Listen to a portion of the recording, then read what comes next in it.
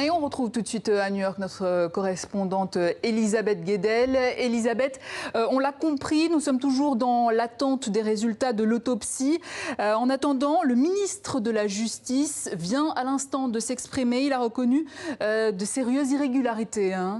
Oui, William Barr a reconnu qu'il y avait eu de graves dysfonctionnements en matière de sécurité au sein de la prison fédérale où était détenu Jeffrey Epstein. Cette déclaration fait suite à des révélations dans la presse donnant des détails très troublants sur cette fameuse nuit où Epstein s'est donné la mort. C'est le New York Times qui a révélé que, donc, la nuit de la mort, Epstein était seul dans sa cellule 11 jours seulement après avoir été retiré du programme de surveillance anti-suicide. Ce n'est pas ce que demande le règlement de cette prison fédérale de Manhattan. Normalement, il aurait dû partager sa cellule avec un co-détenu et puis un gardien aurait dû passer vérifier ce que faisait Epstein dans sa cellule toutes les 30 minutes. Eh bien, cette ronde n'a pas été faite. On apprend également qu'il y a eu des dysfonctionnements. L'équipe de surveillance était en sous-effectif. Certains gardiens faisaient des heures supplémentaires. Et puis toujours cette confusion autour de la raison qui a permis à Epstein de sortir de ce programme de surveillance anti-suicide peu de temps après une première tentative. Donc beaucoup de questions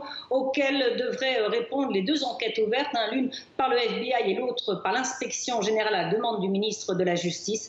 Donc beaucoup de questions attendues par les Américains. Et toute cette confusion entretient évidemment, Elisabeth, toutes sortes de rumeurs. Donald Trump, le président américain, a même relayé ce week-end via son compte Twitter une théorie complotiste sans aucune preuve sur les époux Clinton, ce qui veut dire que ça y est, on est rentré dans le dur de la campagne présidentielle. Oui, plusieurs candidats démocrates à la présidentielle ont dénoncé évidemment l'attitude irresponsable, selon eux, du président de propager des rumeurs sans aucun fondement. Le maire de New York, Bill de Blasio, qui brigue lui aussi la Maison-Blanche, accuse Donald Trump en fait de détourner l'attention sur les Clinton pour cacher ses propres lacunes. À la gestion des prisons fédérales aux États-Unis, eh bien c'est du ressort du ministère de la Justice, donc de l'administration Trump actuelle. C'est pour ça que William Barr, donc le ministre, s'est exprimé ce matin. Il a promis de faire toute la lumière sur les conditions de la mort de Epstein et puis il a promis de rendre justice. Il a dit les victimes méritent justice et l'obtiendront. Des enquêtes donc ouvertes et puis il faut ici des enquêtes sont ouvertes par le procureur fédéral de New York. Elisabeth Guedel en direct de New York. Merci pour toutes ces précisions.